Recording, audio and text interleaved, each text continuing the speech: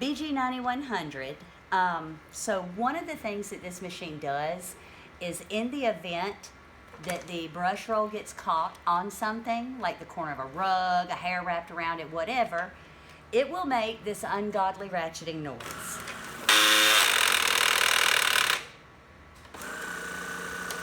Notice as soon as I unbound it and reset it by pressing the power button, that reset itself.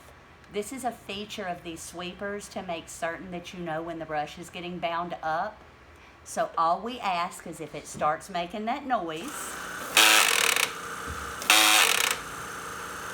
if it does not stop like it did originally, like this, turn it off and turn it back on.